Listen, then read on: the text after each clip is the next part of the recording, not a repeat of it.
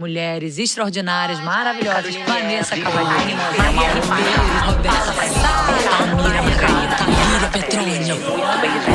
Eu entrevisto mulheres, mas o programa é pra todos. Senta direito, garota. Oi, gente, esse é Senta Direito, Garota. Eu sou a Juliana Amador. Antes de começar o episódio, eu venho lembrar que nós temos um Apoia-se. É muito importante. Toda colaboração ajuda muito esse programa a seguir em frente, entrevistando, conhecendo, mulheres extraordinárias, maravilhosas. E hoje eu estou aqui diante de mais uma mulher incrível, Eliana Souza Silva, fundadora e diretora da Redes da Maré. Seja muito bem-vinda, Eliana. Obrigado, eu que agradeço essa oportunidade de estar aqui podendo trocar com você, Juliana. Estou muito feliz de te conhecer. Eu sei que você tem uma trajetória muito extraordinária, paraibana, arretada, veio fazer revolução no Rio de Janeiro. Queria que você contasse um pouquinho da sua história, por favor. Então, eu vim para o Rio de Janeiro na década de 70, início da década de 70. Eu tinha 7 anos e ia fazer 8, exatamente um mês antes de eu fazer 8 anos, cheguei aqui no Rio de Janeiro com minha família, 4 irmãs, um irmão, meus pais.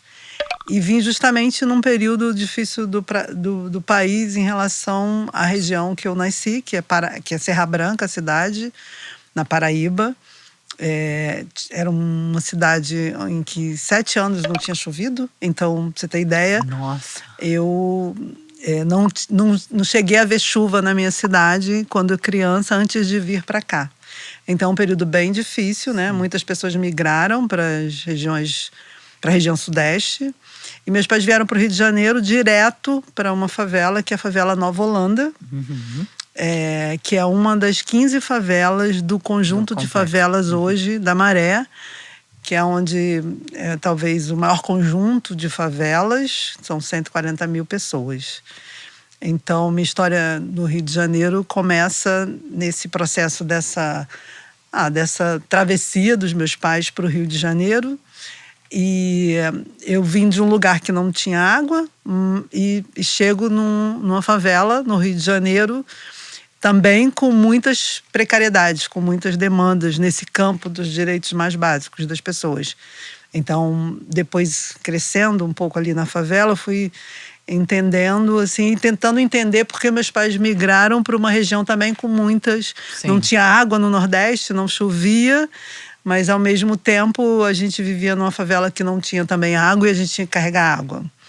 Então, muito cedo, por conta dessa precariedade, eu tive que me envolver, a partir da própria atuação dos meus pais, em movimentos de base ali comunitária. Então, seus pais também eram bem atuantes? Meus pais eram bem atuantes, eles eram... minha mãe já faleceu, meu pai é vivo ainda, mas eles tinham uma atuação muito forte a partir da Igreja Católica, comunidades eclesiais de base, então já tinha uma tradição que vinha da família já na Paraíba, e eles se engajaram muito cedo, né, nesse grupo, vamos dizer assim, e a partir dessa inserção deles, eles eram muito ativos, assim, para sobreviver mesmo. Então, muito cedo eu participava de reuniões com eles, e isso acabou me dando, assim, uma noção um pouco e uma consciência dessa minha trajetória, de que precisava se organizar para lutar pelos direitos básicos, né? Totalmente, assim. Então, eu acho que essa experiência muito corpórea, inclusive, né, de ter que carregar água, de ter que, muitas vezes brincando ali, criança, cair numa vala aberta e essa vala por onde corria o esgoto. Então, essas noções mesmo de ausências de políticas públicas fizeram com que muito cedo eu me engajasse também, inicialmente em grupos, né, de jovens da Igreja Católica, mas depois participei de uma experiência que foi muito relevante assim, na minha adolescência, que foi um projeto que profissionais da Fundação Oswaldo Cruz, sanitaristas, eles foram fazer um projeto na Nova Holanda, e que eles selecionaram jovens para atuar junto com eles nesse projeto, que era justamente um projeto de pensar saúde, pensar educação, né? E nesse processo eles fizeram uma seleção de jovens, eu fui uma dessas jovens. Essa seleção foi como? Eles visitaram vários grupos que atuavam dentro da favela. Então, você tinha o grupo da Igreja Católica, que era onde eu estava. Você tinha o grupo do bloco Mataram Meu Gato, que era um bloco de carnaval. Você tinha um grupo de mulheres que já tinha toda uma luta muito específica para ter água, para ter as condições ali básicas. E eles, visitando esses grupos, eles selecionaram jovens, em torno de uns 17, e eu fui uma dessas jovens selecionadas para pensar com eles o projeto, né? O que era muito interessante desse grupo, que eram mestrandos, doutorandos ali da Fundação Oswaldo Cruz, que faziam residência, médicos, psicólogos, sociólogos. O interessante é que eles queriam construir esse projeto junto com as pessoas ali que moravam viviam ali, né? Exatamente. Não para ser uma coisa de fora para dentro. Assim. E aí eles fizeram uma coisa que talvez seja interessante eu citar do ponto de vista da minha trajetória, porque eu digo que aquele momento foi uma chave muito importante no sentido de eu conhecer muito a minha realidade, assim, aquilo me propiciou eu ter uma noção crítica da minha própria realidade, mas ao mesmo tempo foi um processo assim, de entender depois questões metodológicas e políticas sobre como fazer trabalhos comunitários, como realmente desenvolver uma noção genuína do que é um trabalho comunitário, né? Porque eles propuseram, a primeira atividade para esse grupo que eles selecionaram foi uma atividade chamada Conhecendo a Comunidade. E o que a gente tinha? A gente tinha uma tarefa que era, né, cada um de nós ali visitar 2, 3 ruas, né? A Nova Holanda tem em torno de 33 ruas, então eles dividiram isso. Eu fiquei com uma tarefa de visitar 3 ruas, batendo de porta em porta. E a pergunta é: o que você gosta aqui na comunidade, o que você não gosta? Só que a ideia era assim, eu circular a rua toda num dia, e aí anotar, que as pessoas, quem tivesse em casa, responder num caderninho. E só que a ideia era que no final do dia eu pudesse chamar, eu dizia: olha, o que você gosta, o que você não gosta, legal, você respondeu, agora queria te convidar para as 18 horas a gente se reunir aqui no meio da rua e eu vou um pouco falar sobre as coisas que a maioria das pessoas daqui da rua falou que gostava e que não gostava, e a gente vai eleger as coisas mais legais e as coisas que precisam mudar, né? Que você não gosta aqui da comunidade. Então, assim, eu devia ter 16, 17 anos quando isso aconteceu. E para mim foi uma coisa muito reveladora, assim, porque eu era uma jovem muito tímida, enfim, com todos aqueles princípios, assim, uma pessoa que veio do Nordeste, da igreja, não sei o quê. Sim. E ter que bater nas portas, entrar um pouco na vida das pessoas ali. Era uma coisa que eu tinha que vencer muito da minha timidez, primeiro, para falar sobre isso. E depois me colocar, assim, no meio da rua, mas falando alto. Você agia como líder dentro no seu grupo? Como é que eles perceberam esse seu, né, escolheram você? Eu acho que eu tinha uma coisa de alguma maneira, me colocar, mesmo que de forma tímida, mas assim, eu sempre, né, acho que fui me desenvolvendo e me entendendo como uma pessoa que não age de forma passiva diante das coisas. Então, se tem um questionamento, se tem uma questão, eu, de alguma maneira, vou estar querendo me posicionar. Então, essa atividade, no final do dia, assim, foi muito reveladora, porque eu saía dali com o que gosto, o que não gosto, e eu também era parte dali da comunidade. E eu fiz isso em 3 ou 4 ruas. E depois eu fiz esse trabalho com muito afinco, no sentido de realmente tentar levar o que as pessoas queriam, o que elas gostavam, o que elas não gostavam. E isso acabou dando, assim, um painel, assim, um diagnóstico, quando juntou de todo mundo, assim, um mosaico da situação ali da Nova Holanda. Então eu digo que essa experiência de ouvir as pessoas, de alguma maneira tentar entender a lógica delas, de como elas estão vendo essas precariedades muitas vezes, que as pessoas às vezes fazem julgamento, assim, sem saber. Para mim foi uma coisa muito importante como uma moradora. E foi importante também porque, assim, eu era uma jovem criada de forma muito controlada ali pelos meus pais. Então, foi a oportunidade que eu tive de sair e conhecer além da porta. Eles eram muito rígidos? Eles eram bastante cuidadosos, eu diria. Sim. Rígidos no sentido de que… Preocupados com você, preocupados com a violência? Preocupados com questões de como, né, 5 mulheres, né, e um homem, né?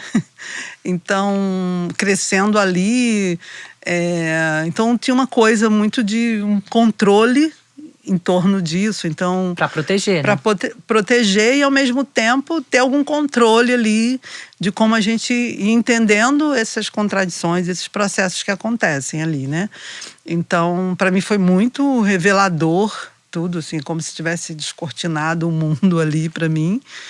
E, ao mesmo tempo, me colocou, assim, muitos questionamentos internos, né? Do que eu… do quanto a gente é possível… como pessoa, indivíduo, está atuando a partir dessa Sim. questão coletiva, né? Então, me via… Mudar uma realidade coletiva. A gente, individualmente, consegue, né? A gente consegue, a gente… de alguma maneira, que papel a gente pode cumprir, né? Assim, para poder, de alguma maneira, formular bem essas questões que a gente vê que as pessoas, muitas vezes, elas sabem que elas estão vivendo mal, elas têm uma crítica em torno disso, mas elas muitas vezes não conseguem perceber caminhos, sejam individuais ou coletivos, para poder enfrentar aquilo. Então, foi um exercício muito interessante voltar, compartilhar com o grupo, pensar como a gente ia, de alguma maneira, responder aquelas propostas. Então, eu digo que, metodologicamente, ali foi um caminho. E eu era muito jovem e depois isso… E te colocou como um agente de transformação social, assim, pela primeira vez, né? Me colocou num lugar, assim, de uma responsabilidade, assim, né? Eu chamei para mim algo que eu já percebia também na igreja. Na igreja eu tive experiências, mas muito dentro de uma lógica assistencialista, que era uma coisa que eu questionava, né? Então, eu era… enfim, eu ia visitar pessoas muito pobres todo mês e levava cesta de alimento. Cesta básica. Aquelas cestas básicas, aqueles alimentos. E eu sempre me perguntava, mas por que essas crianças não estão na escola? E por que a gente não pode chamar essa pessoa e, de alguma maneira, ela começar a ter autonomia em relação a isso? O que ela precisa? Sim. Arrumar um trabalho, organizar. Pensar em formas de por que ela está… Então, assim, aquela coisa de esperar todo mês a cesta que vem da igreja era uma coisa que me incomodava muito. E eu sempre muito questionadora dentro da própria igreja ali, entendeu? Então, assim, essa experiência que eu tive como agente de saúde comunitária, né, que o projeto acabou sendo construído, né, dentro com ações ligadas à saúde, depois com educação. Foi um período que para mim também é muito importante, porque eu acabei me engajando muito dentro dos projetos que acabaram sendo construídos a partir da escola, né? Então tive contato, foi quando eu conheci um pouco a filosofia do Paulo Freire, toda uma discussão em torno, né, do que é aprender, né? Do papel do educador, né, do papel do educando, e acabei fazendo um trabalho focado em alfabetização de crianças, né. Nesse ponto você decidiu ser professora?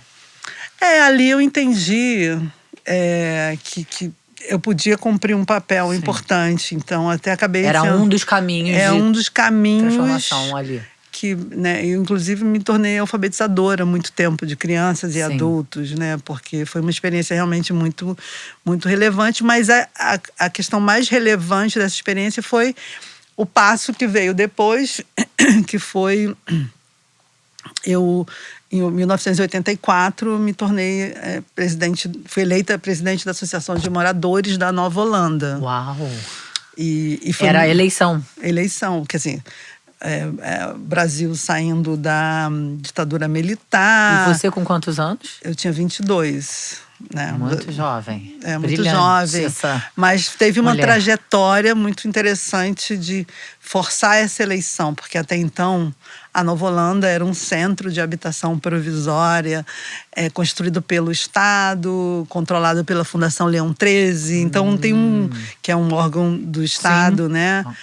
Do Rio de Janeiro, que fazia todo um controle em relação à vida das pessoas em favelas. E a Nova Holanda era um centro e tinha ainda resquícios desse processo. Então, a eleição da Associação de Moradores foi um momento libertador, assim, dessa questão, assim, da Leão XIII. Então, também foi uma experiência muito marcante, porque se for ver os registros, vai ver que a gente bateu de porta em porta, vai ver que foi uma eleição muito concorrida e já era um período que eu estava na universidade, né? Que eu acabei indo, né? Você estava fazendo faculdade? Letras. Na UFRJ. Eu tinha feito vestibular, essa experiência também a partir da Fiocruz, ela foi muito importante, né, assim, porque eu entendi que eu podia estudar, que eu podia ir para a universidade, recebi muito apoio desses profissionais nesse sentido, assim, é como se abrisse para mim uma possibilidade muito além daquelas possibilidades que estavam concretamente postas à minha vida e realidade ali. E eu, na verdade, decidi fazer letras, português, literaturas, porque era isso. Eu entendi naquela experiência que eu precisava formular bem o jeito de mostrar essa opressão que as pessoas pobres vivem, né? E como eu tinha essa coisa da timidez, tinha uma coisa de pensar como eu poderia falar bem sobre isso, sem ser julgada, porque a gente é julgado, né? Tem o racismo, o preconceito, ele está muito focado, né, nessa questão de ver quem você é, como você está vestido, onde você mora. Então são expressões muito fortes, assim. Então uma pessoa que vem da Paraíba, né? Sim. Você chamar alguém de Paraíba é um xingamento. Então, no Rio de Janeiro, principalmente, né? Exatamente. E a linguagem acaba sendo uma forma de excluir, né? Total. Então, eu fui entendendo que eu precisava, enfim, dominar, de certa maneira, uma linguagem que eu pudesse, de forma clara, me comunicar sem perder, né, essa perspectiva de origem. Também era uma coisa que eu tinha muito cuidado, assim, mas eu queria, em alguns contextos, poder falar sobre o que a gente vivia, sobre as nossas demandas, e eu queria saber formular, escrever. Então, eu acho que eu fui ser professora mais por conta disso, mais por uma questão, assim, política do que necessariamente por uma vocação de querer ensinar, né? Eu queria saber me colocar em qualquer contexto e que as pessoas não me julgassem pela minha origem, né? Acho que tinha muito esse viés, assim, político, sabe? Mas aí você deu aula na alfabetização de crianças e adultos, que é uma coisa também muito impactante, né? Eu dei aula, alfabetizei muitas crianças, depois fiz parte de um projeto de alfabetização para adultos, assim. Você deu aula em escolas públicas? Dei aula em escolas públicas, dei aula num projeto que alfabetizava trabalhadores da construção civil dentro da própria obra, né? Então, me engajei bastante em processos de educacionais, no sentido mesmo de tentar pensar a educação, né? E eu acho que os projetos que eu acabei ajudando a fundar tinham muito essa perspectiva de pensar uma trajetória, o quanto a trajetória à educação, o quanto o acesso à educação é fundamental para você ganhar autonomia de pensamento, autonomia crítica, autonomia de olhar o mundo. Mas nisso o presidente da Associação de Nova Holanda, tudo ao mesmo tempo. Tudo ao mesmo tempo. Então, eu terminei letras, acabei me engajando em projetos dentro da UFRJ, participando de várias iniciativas, assim, de projetos nessa perspectiva de chamar atenção para essa desigualdade que acontece em relação ao acesso à universidade. Também não é à toa que o projeto que eu fundei começa com um pré-vestibular comunitário. Então tive essa trajetória de poder vivenciar uma perspectiva acadêmica, né, de pesquisa. Então, me engajei, né, ali como servidora da universidade em muitas pesquisas. Acabei sendo diretora de uma divisão que foi criada na época pela Pró-Reitoria de Extensão da UFRJ, que era a divisão justamente para pensar essa relação, né, da universidade com a comunidade, e dentro disso pesquisas e projetos que pudessem pensar essa dimensão do papel político que a universidade pode ter na transformação social. Então, acabei também fazendo uma trajetória ali acadêmica, no sentido de que eu entendo que essas coisas não estão separadas da maneira como elas estão organizadas e como as pessoas percebem. Então, essa dicotomia entre a prática e a teoria são coisas que, assim, acabaram me fazendo, de alguma maneira, pensar que essas coisas podem ser diferentes. Então, as pesquisas que eu me envolvi, eu fiz doutorado, né? Eu fiz mestrado em educação na PUC do Rio de Janeiro, e depois fiz doutorado na área de serviço social, focado especificamente na questão da segurança pública. Então, foram caminhos assim que, na verdade, né, eu sempre falo que esse caminho acadêmico, né, eu acabei até andando um pouco na minha trajetória, mas a partir dessa inserção nesse trabalho mais de ativismo político, sim, na sociedade civil, mas também com esse pé na ideia de produção de conhecimento como uma coisa também libertadora, para mostrar, né, essa contradição, eu acabei construindo uma trajetória científica, acadêmica e política, né? Política, no sentido de que essas coisas não estão separadas, apesar das pessoas... Na prática, parece que estão, né? Parece que estão, e as pessoas trabalham muito dentro dessa perspectiva. Ou você é um acadêmico, ou você é uma pessoa que só trabalha na prática. E eu sempre tentei desconstruir essa perspectiva, porque eu acho que as coisas, elas são muito complementares, e qualquer conceito, de alguma maneira, senão a academia fica na teoria, né? Tem esse elemento da prática, né? Da reflexão, da praxis ali reflexiva. Então, eu acabei só nessa coisa acadêmica, eu acabei tendo essa oportunidade de ser convidada de ir para uma cátedra na USP, uma cátedra que trabalha a questão da transversalidade entre a arte, cultura, ciência, né? Que é a cátedra Olavo Setúbal. E acabei ficando 2 anos e meio, quase 3 anos ali, também nessa perspectiva de uma pessoa que é de fora ali da USP, tentando pensar, né, como aproximar a própria universidade dessa realidade, muitas vezes, que está ali no entorno e que tem um hiato grande, né, de distanciamento. E a partir dessa experiência em São Paulo, acabei sendo convidada, que é onde eu estou hoje, atuando, né, ali no INSPER, né, que também é uma escola universitária, e eu atuo justamente ali como professora e coordenadora de um curso que é um curso de urbanismo social, voltado justamente para pensar a questão do direito à cidade dentro do Centro de Estudos de Cidade. Você ainda dá aula lá? Tô lá, coordeno esse curso e, enfim, pensando justamente em como aproximar, sempre essa perspectiva de aproximar mundos e um pouco romper com essa dicotomia que para mim é muito conveniente ao modo como o mundo está organizado, que é pensar a produção de conhecimento, a pesquisa, de uma ação transformadora, sabe? Então, eu acho que eu atuo muito nessa perspectiva de romper com isso, de algum modo, e mostrar que a gente pode estar o tempo todo pensando nessas ações de forma harmônica e trazendo um sentido maior do que a própria pesquisa ou a própria ação em si, entendeu? E durante toda essa trajetória acadêmica, inclusive, você se manteve articulada lá na Nova Holanda e na Maré. né? Exatamente. E como surgiu Rede da Maré?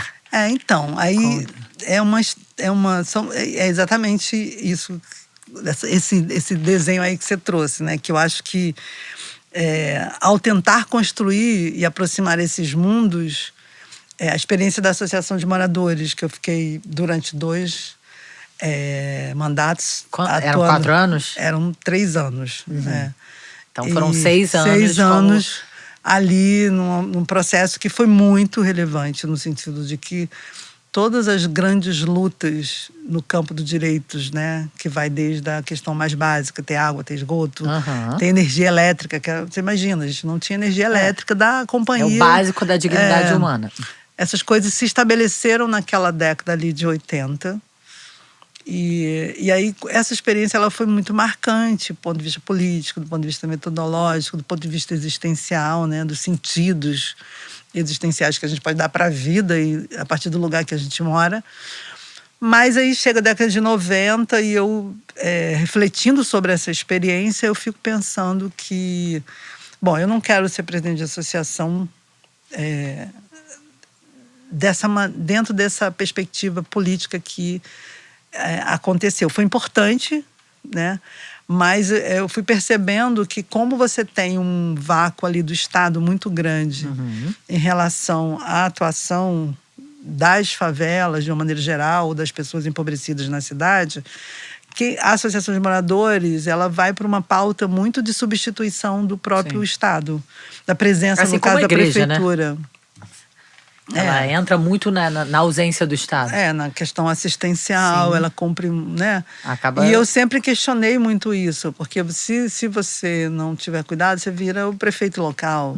Você, né, você ganha um poder ali que precisa ser questionado nesse campo, porque ele acaba sendo muito conveniente para o próprio Estado. Então, dentro dessas reflexões... Milhões de questões, todas ao mesmo tempo. Quando eu fiz mestrado, eu fui justamente entender um pouco... Eu queria muito entender, assim, essa coisa da consciência, né? De como as pessoas...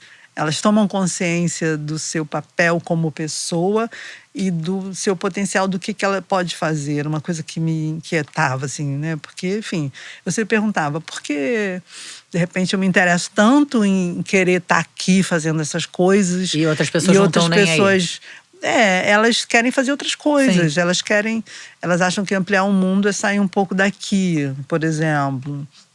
E eu ficava ali me questionando. Refletindo, filosofando. Me questionando um pouco, assim, que nível de consciência eu adquiri, né? Quais foram as questões que me constituíram como mulher, como pessoa. E aí eu acho que foi esse momento reflexivo do mestrado, assim, foi uma reflexão sobre esse trabalho comunitário, até onde ele vai, o que ele pode, como a gente tem interferências políticas no sentido, né, do país, da cidade, né? Até que ponto a gente está organizado de fato, a partir dos movimentos sociais, para estar fazendo essas mudanças.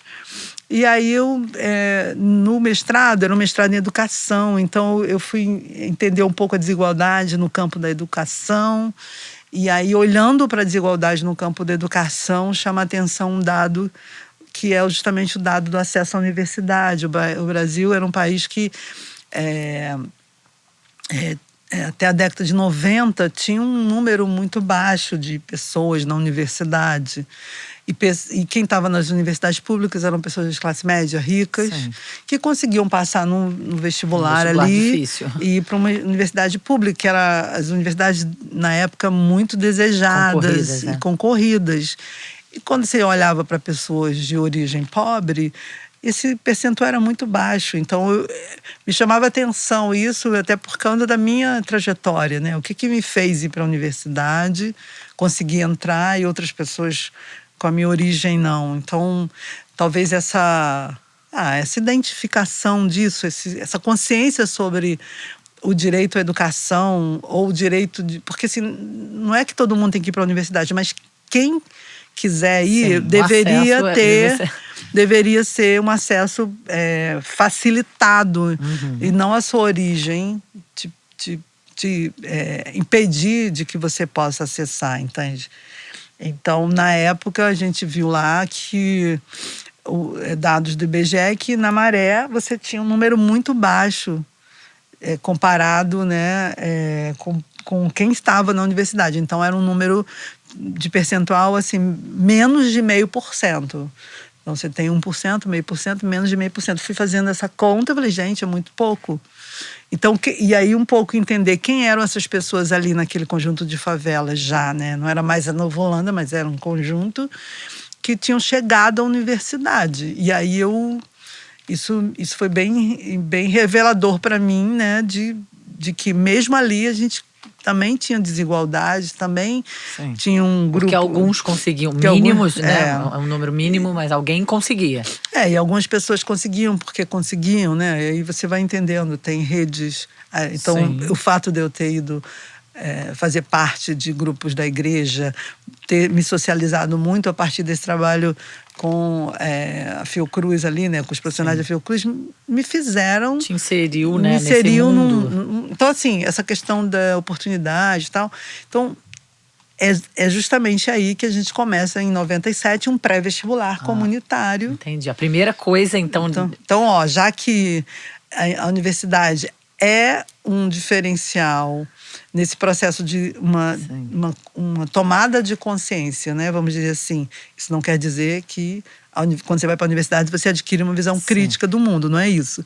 Mas na minha condição, ele ampliou muito o meu mundo, no sentido de que eu pude trazer para esse olhar crítico análises além daquelas que estavam apenas calcadas na minha experiência. Então, quando eu começo a refletir que essa questão da desigualdade, ela é uma desigualdade que está muito além da minha comunidade, né, do lugar de onde eu venho, que é uma questão estrutural, que envolve questão econômica, política, social. Você começa, enfim, a compreender as coisas a partir de um lugar que não é só um lugar que você pode interferir diretamente, que você, na verdade, aquilo ali, a condição que você vive é efeito de uma estrutura que tem a ver com o nosso país, com as escolhas e com a vida, né, de como as pessoas foram construindo essa vida. E eu digo assim, eu acho que a universidade foi muito importante para mim nesse sentido de trazer essa noção ampliada do mundo, assim, sabe? E aí eu falei, não, a gente tem que... Então vamos começar com pré-vestibular. E a gente começa com pré-vestibular, e aí um pouco ir atrás dessas pessoas que também, como eu, dali, tinham ido para a universidade. E a gente forma esse pré-vestibular, inicialmente funcionando dentro de uma igreja. E a gente, no primeiro ano, de 90 alunos que a gente dá aula, a gente aprova 33 para as universidades públicas, entende? Então foi uma coisa, um acontecimento. Gente, que acontecimento, velho. Né? Porque mais de 30%. Sim. Então a gente foi vendo ali as fragilidades do próprio ensino fundamental, as disciplinas que as pessoas não acessavam. E isso deu para a gente trouxe uma alegria no sentido de que reconhecer os potenciais e que a gente precisava construir, né, uma perspectiva de mudança para o território, né, agora já em 15 favelas ali, a partir dos próprios potenciais que esse território tem, que é, na verdade, talvez o que nos constitui, assim, como pensamento, como pressuposto, né? Pensar uma mudança formulada no sentido mesmo do que a gente precisa a partir da nossa própria vivência, tornar isso o elemento mais importante para dizer a maneira que a gente quer viver, né? Então foi o primeiro projeto, ele é fundante, mas ele existe até hoje, ele né? Existe até hoje. Ele existe até hoje, dando um salto bem grande, porque a gente acabou se constituindo como Rede da Maré, né? Uma organização de base comunitária que tem que vem desses movimentos sociais que foram sendo constituídos desde a década de 70, 80, dos quais eu fiz parte.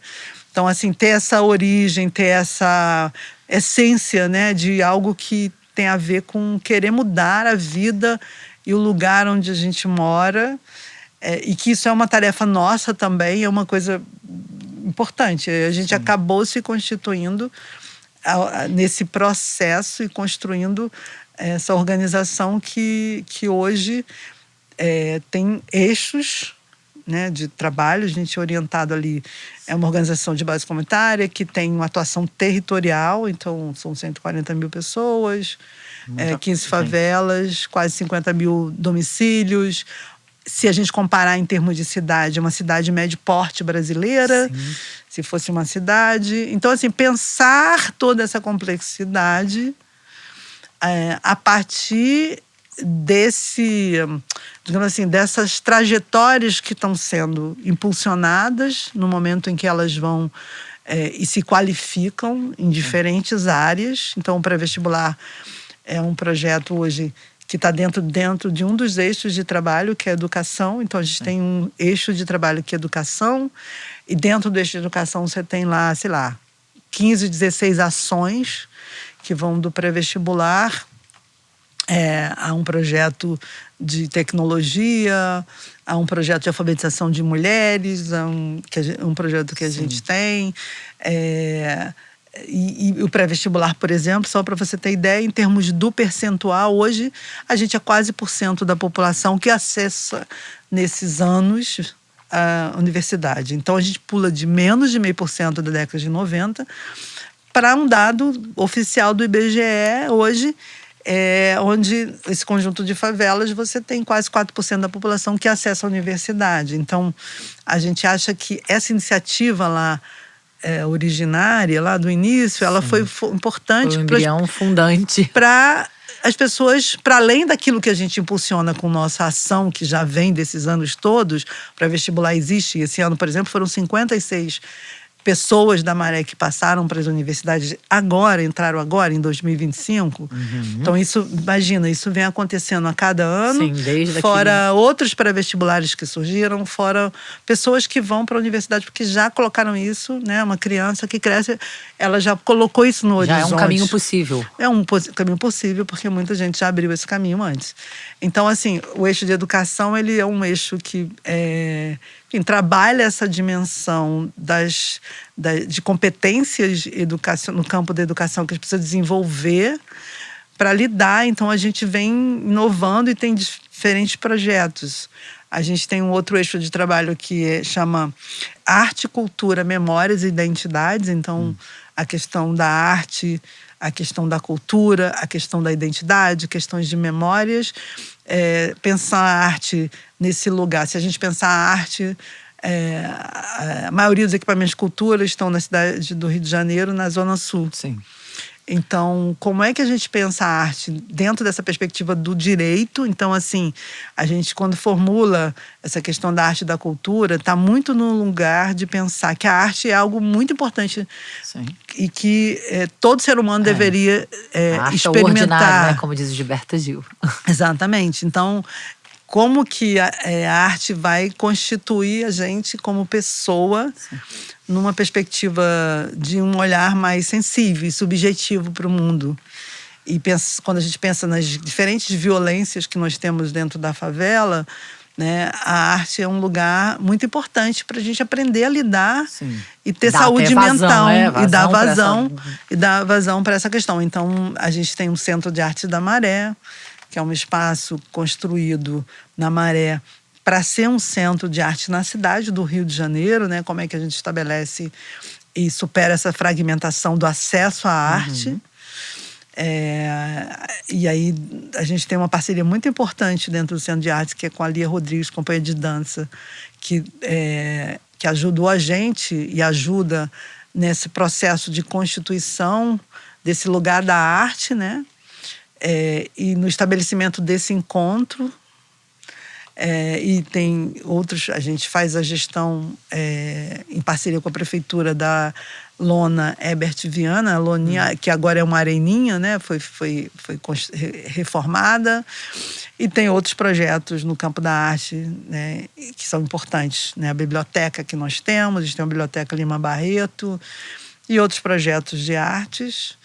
A gente tem um terceiro eixo que chama Direitos Urbanos Socioambientais, que é um eixo que vai trabalhar projetos ligados ao direito de existir e bem viver ali na região. Então vai trabalhar agendas ligadas à habitação, à urbanização, que tem muito a ver com essas agendas das associações de moradores. Sim. E que, enfim, tem muito a ver na minha origem com toda a luta que nós empreendemos. Então a gente precisa garantir ter a água, mas ter uma manutenção, ter uma qualidade de vida como você tem em outras partes da cidade, em termos do acesso à manutenção a isso.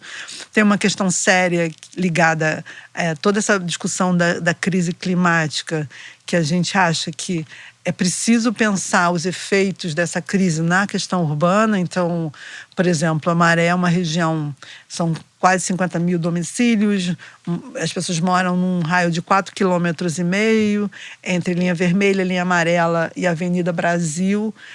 E o que acontece em relação ao ar que se respira lá, a gente respira o pior ar que tem no Rio de Janeiro, porque a quantidade de gás carbônico Sim. que é jogado ali diariamente por conta dos carros, né, que passam na via, é muito acima do que a Organização Mundial de Saúde permite. Então você tem problemas sérios de saúde respiratória. Então é preciso pensar um projeto ambiental que vá dar conta da complexidade que se tornou morar naquela região em relação a esses direitos urbanos, né, de urbanidade, de vida ali. Então é um eixo que tem vários projetos nesse sentido. Gente, O quarto eixo é esse. É mais complexo do que um país. Redes da Maré. Tem um eixo que é o eixo de Precisam saúde. dar consultoria, porque tem muito país aí que não sabe se organizar assim. Tem um eixo que é o eixo de saúde, que foi muito estruturado a partir da pandemia. A pandemia, a gente teve uma atuação muito relevante, assim, importante em termos da favela, né? Quando você pensa nos projetos de favela, na pandemia, na questão das pessoas não poderem circular, Sim. Quarentena, as condições de vida, o tamanho das casas, Crianças fora da escola, tudo. Então, como é que dá conta, né?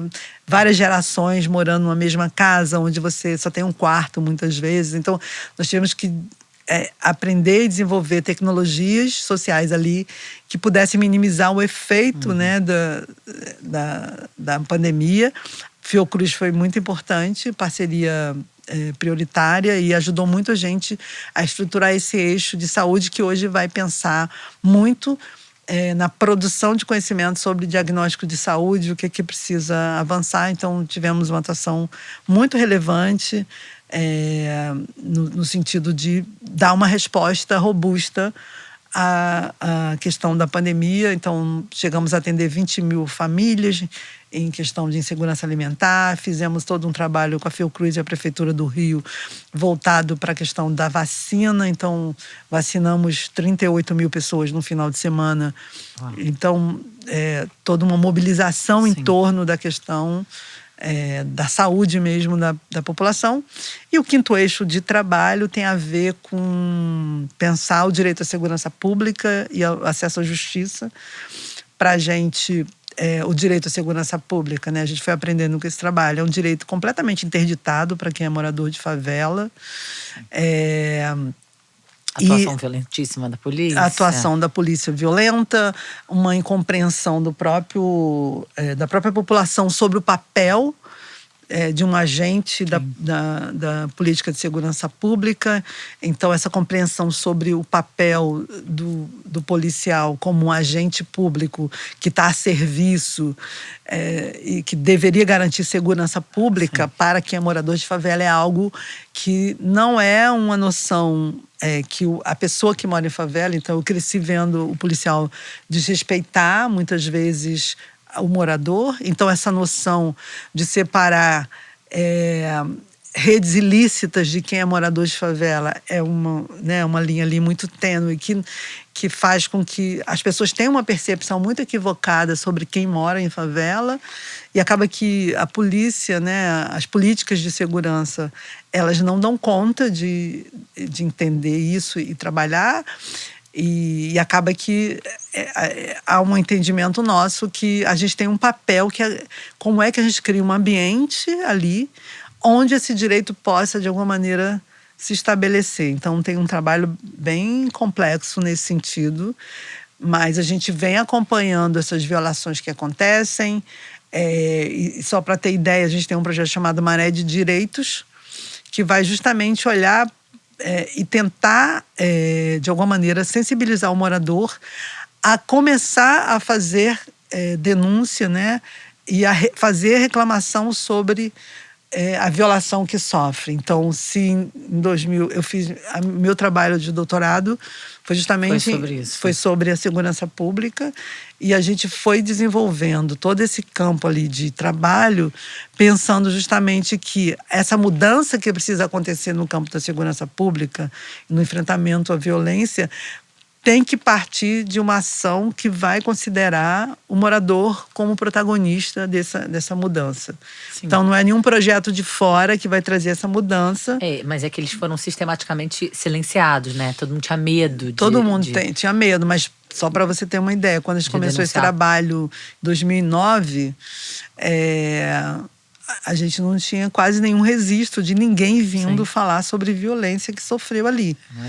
Porque tinha a questão dos grupos armados questionarem, tinha a questão de como as pessoas poderiam ficar expostas, e tem ainda isso até hoje, claro, obviamente. Mas hoje a gente recebe mais de 100 reclamações por mês. Então, isso demonstra que é um trabalho de muito longo prazo, porque quase 500 anos de negligência nesse campo desse direito, e de muita violência que está associada justamente a pessoas pretas, a pessoas que moram em favelas, a mulheres. Então, é um trabalho bastante, eu diria, sofisticado, que a gente vem tentando, no meio daquele dessas questões que envolvem o Estado, numa ação criminosa, muitas vezes, mas também a ação de grupos civis armados ali. E é confuso mesmo, que tem uma atuação. A polícia é bandido e é polícia. E lá a gente tem os 3 grupos civis armados, a gente tem eles atuando ali naquela região. Então, é um campo completamente cheio de interferências e delicadezas para se trabalhar esse tema, mas a gente vem... E a Rede Maré já passou algum sufoco com grupos? Nós já tivemos, e o tempo todo a gente está nesse contexto, é uma área sensível, Uhum. Inclusive, no meu doutorado, eu justamente vou refletir sobre a ação da polícia, mas muito a partir de experiências práticas de violência que acontecem. E eu começo, em cada capítulo, que até virou livro, o livro chama Testemunhos da Maré. Ela tem muitos livros, essa mulher é um acontecimento. Testemunhos da Maré, eu justamente vou falar sobre uma violência que eu vivenciei. Que você passou. E eu tenho uma violência específica que eu passei, que foi justamente num questionamento em relação à própria atuação que a gente tem como Rede da Maré ali, entende? Que, enfim, eu fui levada e houve todo um contexto ali. Você foi levada, você foi sequestrada. Exatamente, dentro desse contexto ali dos grupos, para questionar e... O que você veio fazer aqui? Não é porque veio, não porque eu sou de lá. Você já é. Mas por que você faz esse trabalho assim? Por que você faz ali, não faz a colar? Porque, assim, são diferentes comunidades. Sim. E se você faz uma coisa aqui, é um grupo, você faz ali é outro grupo. Então, trabalhar uma unidade territorial, porque a Maré é um bairro, faz 30 anos pela Prefeitura do Rio.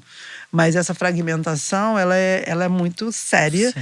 E o Estado é parte disso. Então, mas só para ter uma ideia, o ano passado nós tivemos 22 ameaças. Então, a gente vive lidando com essas ameaças o tempo inteiro. A partir dessa violência que você sofreu, teve alguma...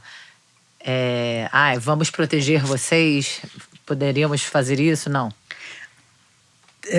Você diz o quê? Em relação a esses grupos... Não, na verdade, assim, a gente tenta... A gente deixa vocês atuarem aqui? Como é que é essa negociação? Então, na verdade, há uma ignorância muito grande sobre o que a gente faz, a intenção que a gente faz. Sim. Porque, por exemplo, quando tem uma operação policial, a gente tem um grupo que vai para a rua da Rede da Maré para acompanhar esse trabalho que a polícia faz. A gente entende que o Estado ele tem que agir dentro da legalidade, Claro. em qualquer região da cidade. Ele não pode ter essa autorização, muitas vezes, para suspender todos os direitos que a população de favela tem, como acontece normalmente. Sim. Então, a nossa estratégia política e metodológica é justamente fazer esse acompanhamento e, com isso, mostrar o que está equivocado, entende? Então, quando a gente faz isso, e a gente entende que é o seguinte, os grupos civis armados, eles crescem justamente no hiato, né, dessa falta de atuação do Estado dentro da própria legalidade. O Estado é parte dessa ilicitude que Sim. existe, vamos dizer assim. Quando a gente faz isso, a gente quer dizer o seguinte, a polícia não pode chegar matando, independente se aquela pessoa Sim. está ali numa atividade ilícita, reconhecidamente ilícita. E o Estado tem que usar os meios legais, né, para poder fazer com que aquela pessoa que está numa atividade ilícita, ela possa ser presa, ela possa receber o tratamento que o Estado tem que dar.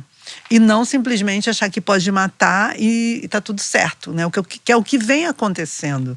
E por isso que muitas pessoas, inclusive, são atingidas sem estarem, inclusive, nesse contexto. São simplesmente moradoras e moradores ali. Então, quando a gente faz isso... Não, até porque matar não resolve nada, né? Não resolve o problema do crime, né? Exatamente. E o crime, ele está espalhado em todo lugar, né? Não tá só na favela. Então, é importante dizer isso. Muito. E aí, quando a gente faz essa ação, muitas vezes a gente, Redes da Maré, é criminalizado como se a gente estivesse defendendo a pessoa que está ali na rede ilícita. Então, a gente sempre tem que explicar que o que a gente está a gente vai defender de forma incontestável qualquer morador da Maré, né, ou de favelas que seja atingido por essa violência e por essa forma truculenta que a polícia age. Sim. A gente vai estar sempre buscando enfrentar isso. E não importa se essa pessoa está numa atividade ilícita ou se ela está simplesmente passando na rua e ela não tem nada a ver. Se ela tiver numa atividade ilícita, é que ela seja julgada, condenada de uma forma justa. Exatamente. Então, assim, o que a gente, na verdade, pede em todas as nossas lutas é que seja aplicada a lei que é aplicada em qualquer outro lugar que não a favela, entendeu? Quando um homem branco que espanca, dá 61 socos no elevador, ele é suspeito de... Eu não entendi porque que os jornais falam suspeito de... Suspeito não, a gente viu ele socando, ele não é suspeito. Então, o eixo de segurança pública, assim, falando dos 5 eixos, ele é muito importante porque os outros direitos, eles estão muito prejudicados. Quando a gente pensa na educação, a escola fecha porque tem. Quando a gente pensa na saúde, a atuação da polícia, a clínica da família, entendeu? Então, assim, é muito importante trazer para uma centralidade do ponto de vista do direito e pensar num país com igualdade, democracia, você pensar esse direito que está totalmente interditado, né? Então, além desses eixos, assim, para dar esse panorama que é grande, o negócio é complexo. Gigante, é um grande guarda-chuva, um polvo. A gente são muitas. A gente tem um espaço que a gente chama Casa Preta da Maré, que vai trabalhar uma perspectiva de chamar a atenção para o racismo estrutural e como isso vai atingir pessoas empobrecidas, mas pensar nas demandas específicas dessas populações que são específicas. Então, quando a gente pensa na Maré, tem uma composição de pessoas que vêm de povos originários, então tem uma população indígena importante ali, o censo mostrou isso, pessoas negras, pessoas nordestinas. Então, tem uma composição do ponto de vista populacional que vai dar uma conformação importante para pensar como essas pessoas, a partir dessa lógica do lugar onde elas moram, a maneira como elas vivem ali, como elas são atingidas por essa perspectiva do racismo. Então, a Casa Preta da Maré vai justamente atuar para pensar como, mesmo naquela realidade social territorial, você vai ter demandas específicas digamos assim, dessas etnias que estão ali presentes, que estão conformando aquele território, mas que também são atingidas de formas diferentes. A gente tem um espaço, chama Espaço Normal, que vai trabalhar com a população de rua e pessoas usuárias de drogas. Então a gente vê no Rio de Janeiro, né, assim, algumas cenas de uso de crack, né, que são conhecidas, né, como Cracolândia, mas a gente chama de cenas de uso de crack, né? E justamente são pessoas que elas estão marginalizadas e elas estão estigmatizadas num grau também muito específico e muito mais profundo, muitas vezes, né, do que dentro daquela população ali, os moradores de uma maneira geral. Então a gente tem um trabalho e vem trabalhando a partir de uma perspectiva de redução de danos. Então tem esse espaço, que é um espaço de acolhimento dessa população, que é um projeto muito, assim, relevante, importante para entender o quanto a gente precisa atuar na perspectiva humana do direito e quanto a gente tem populações que estão ali invisibilizadas por todo um processo aí de desigualdade que a gente vive. E tem a Casa das Mulheres da Maré, que tem a ver com a nossa conversa aqui, que é um espaço muito importante, assim, no sentido de que ele foi estruturado para trabalhar. Na verdade, a gente vai construindo, né, esses projetos muito a partir das demandas que a gente sente, de como a gente aprofunda, né, como a gente trata as questões estruturais. Então, em relação às mulheres, não diferente do Brasil, a Maré, como cidade, como território, é um lugar onde você tem mais de 50% da população, mulher maioria. As mulheres, elas são ali naquele conjunto as chefes de família. Tem uma, do ponto de vista das responsáveis, não chefes, a gente não chama assim. As chefas, não, as responsáveis. As responsáveis pelo sustento da família. Sim. A gente tem 39% ali, né, das famílias que são mulheres, avós, mães, avós, que têm, né, que são responsáveis pelo sustento. Então elas é muito importante o que elas produzem do ponto de vista desse lugar de responsabilidade. E tem uma questão que não existe uma luta ali naquele conjunto de favelas que não tem uma mulher. Liderada por uma mulher. Não tem uma mulher por trás ou mulheres por trás. Então, reconhecer esse protagonismo é reconhecer que as mulheres, elas são fundamentais para qualquer mudança, né? Mudança necessariamente não significa transformação, né? Paulo Freire dizia isso, né? Que você pode mudar uma coisa, mas não transformar essa coisa. Então, a gente realmente quer transformar e quer transformar de forma estrutural. As mulheres, elas são fundamentais para pensar uma mudança estrutural, mas, ao mesmo tempo, a gente foi vendo que as mulheres sendo tão importantes, quando a gente vai fazer uma pesquisa sobre as mulheres, a gente vê que as condições de vida das mulheres ali, assim como as das crianças, que a gente fez crianças na primeira infância, a gente fez um diagnóstico, as condições são muito precárias, no sentido da qualidade de vida delas. Sim.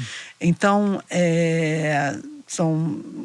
a gente tem uma violência, né, acentuada em relação às mulheres, né? Esse ano mesmo nós tivemos já 2 ou 3 feminicídios na região.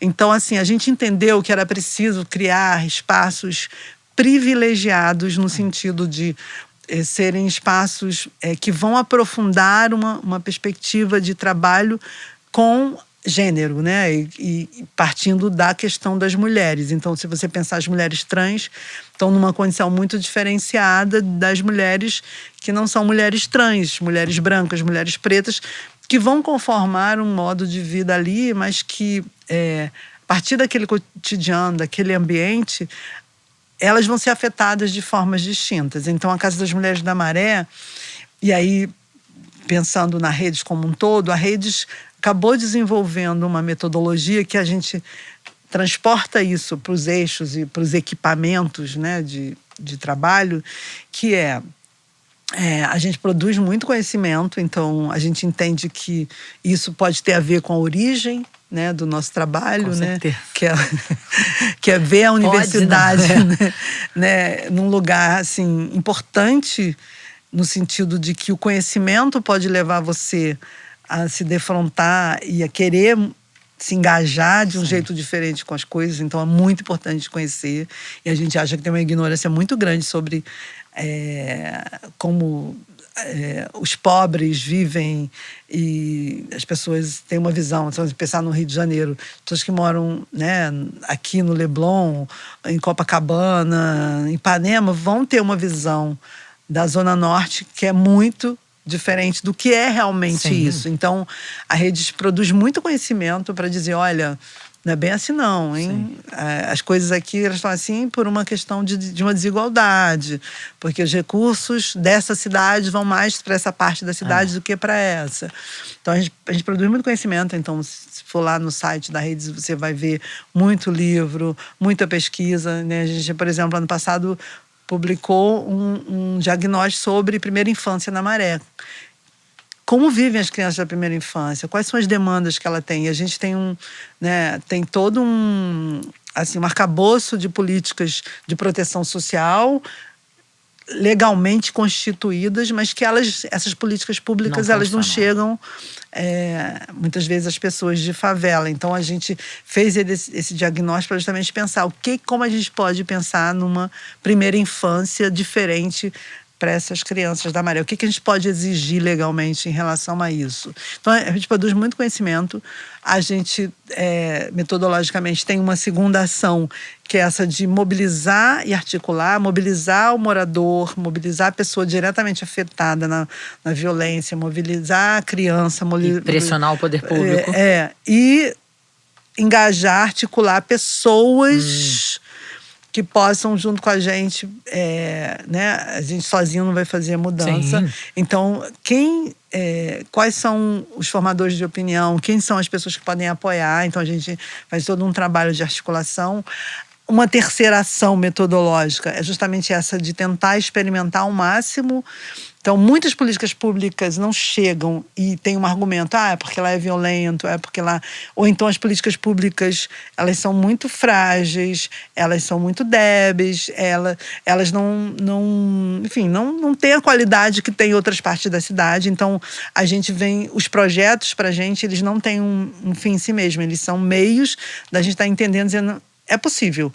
A Rede da Maré abre à noite, dá aula, tem um pré-vestibular à noite. Por que as escolas da Maré não abrem à noite? Se a gente pode, uma organização da sociedade civil, por que o Estado não pode? Então tem uma ideia dos projetos ser um lugar ali de um laboratório em que a gente vai aprendendo para justamente fazer a quarta coisa que você falou, que é a incidência política, o advocacy, para que as políticas públicas se estabeleçam. Então a gente constrói todo esse trabalho. E no final das contas o que a gente quer é o seguinte: estabelecer direitos, um lugar de alegria, um lugar de felicidade, um lugar onde a gente possa viver fora desses estereótipos e percepções negativas que tanto marcam e segregam as pessoas na cidade. Quantas pessoas trabalham na Rede da Maré? Hoje são 310 pessoas nesses diferentes eixos e equipamentos. Não, eu tô impactada, é muito incrível, né? É muito complexo e é como você falou, é como se no fundo fosse vocês falando, dá pra fazer, só querer, né? Dá pra que isso. Falta vontade também. Falta vontade, falta engajamento, falta uma perspectiva republicana sobre o direito, né, de todas as pessoas, independente do CEP, da cor, do gênero. Né, assim, falta uma visão humana muitas vezes, né? É como se, não, deixa pra lá, né? Chega pra lá, essas pessoas que eu não me preocupo. É inaceitável, né? No Rio de Janeiro, você pensar que tem pessoas que passam fome, tem pessoas que vivem oprimidas. E outras circulando aqui na esquina. É inaceitável, assim, eu acho. Sim. Essa indignação, eu acho que é algo que deveria fazer parte um pouco do senso e juízo, né, assim, da cidade, assim, pensando na cidade, assim, como é que a gente pensa a nossa cidade fora dessa fragmentação, né, dessa ideia partida que se coloca sempre, né, e olhar que as coisas podem, e os movimentos, né, podem ser muito diferentes, né, tipo essa ideia de remar a favor da maré, né, já que a gente está falando da maré Sim. tanto. É remar a favor da maré. E tem o Festival de Mulheres, é na Casa das Mulheres, é isso? O Festival de Mulheres? Não, então, o Festival de Mulheres é um dos projetos que estão ancorados ali na Casa das Mulheres, mas ele é um projeto que esse festival ele nasceu na Inglaterra. É um festival internacional. Já está em 23 países. E a Redes da Maré foi convidada a fazer a curadoria desse festival no Brasil. Então, ele é um festival que trabalha muito essa dimensão e ele tem essa metodologia de reconhecer um território específico onde tem atuação de mulheres. Então, tem muito a ver com a nossa atuação. E aí, quando a gente foi convidado, justamente a pensar essa tradução desse festival, que é internacional, que nasce na Inglaterra, para uma organização de base comunitária, com essa origem também um reconhecimento, né, do trabalho de vocês. É um reconhecimento. Então, ele aconteceu a primeira vez em 2018. A gente fez ele acontecer ali na Praça Mauá, junto com o Museu da Manhã e o Mar. Depois veio a pandemia, porque a ideia é que ele aconteça a cada 2 anos. Veio a pandemia, a gente acabou fazendo algumas ações online. E a gente fez de novo em 2023, também ali na Praça Mauá. Só que esse ano a gente vai testar, vai ser em outubro, né? De 24 a 26 de outubro, a gente vai a gente vai fazer ele dentro da Maré, a partir dos equipamentos que nós temos, né? A Redes tem 12 equipamentos dentro desses eixos, foi uma coisa que eu não falei. Então, a gente vai ocupar esses espaços. É um festival grandioso, ele tem 4 dimensões, que é a dimensão diálogos, que é justamente, por exemplo, a gente está aqui num diálogo, né, entre nós duas, que a gente chama de vidas em conexão. Tem grandes debates, que são os territórios de partilha, tem compartilhamento de trajetórias, rodas de conversa. Então, é uma dimensão que tem 7 formatos distintos de mulheres conversarem, trocarem ideias. A segunda dimensão é artística e cultural, então venham ver o que as mulheres estão produzindo. Então, são algumas modalidades artísticas, né? Artes plásticas, música, dança, performance. Uma terceira dimensão é a dimensão do empreendedorismo, então tem toda uma parceria com o Sebrae para pensar esse lado empreendedor, mas também, ao mesmo tempo, o que é empreender para uma mulher de favela, o que é empreender para uma mulher que não tem essa origem.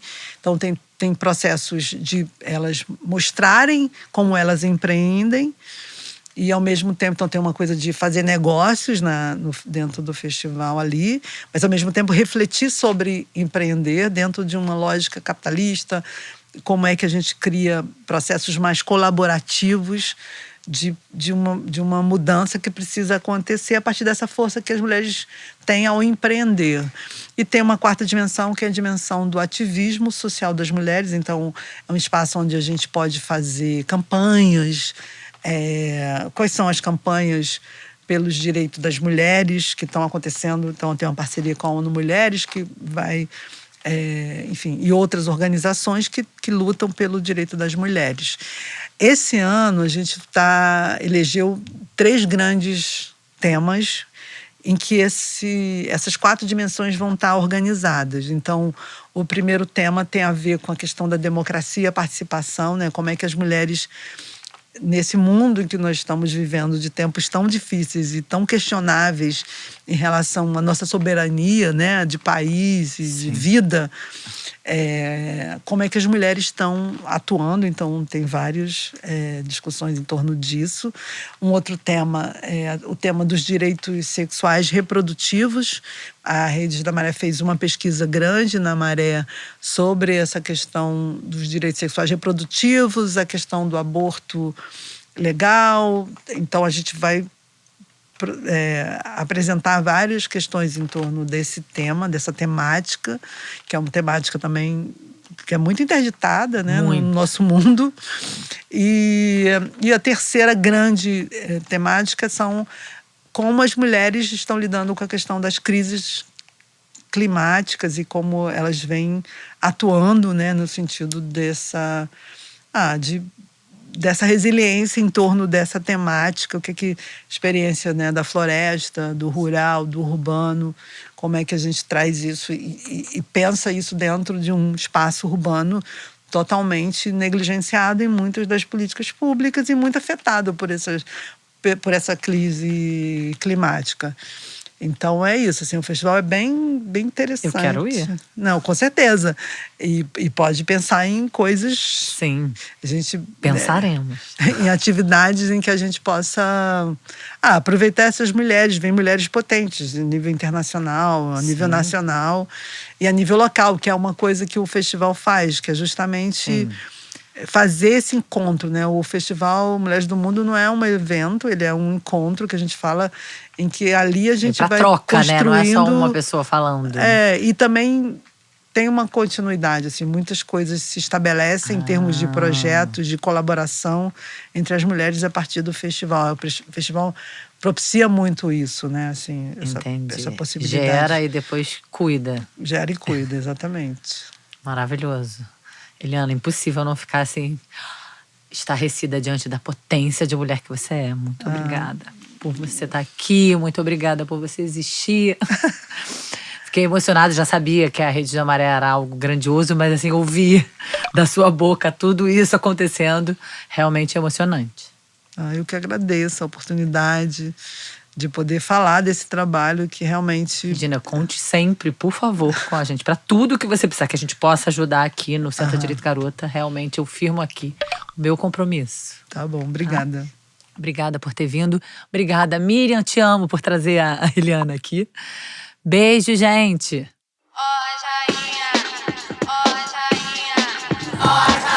Do pecado tão chegando.